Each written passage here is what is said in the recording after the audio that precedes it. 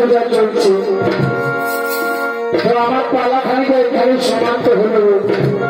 আমি যদি কোনো ভুল করেছি, কোনো তালে ছন্দ ভুল হয়েছে, নিশ্চয়ই আমরা ভুল করেছি, আমাকে ক্ষমা করে দেবো। কারণ আমি কিছু জানি না এই মানবের ব্যাপারে। ওই মায়ের আশীর্বাদে যতটুকু জ্ঞান অর্জন করেছে আপনাদের কাছে আমি তুলে ধরার চেষ্টা করলাম।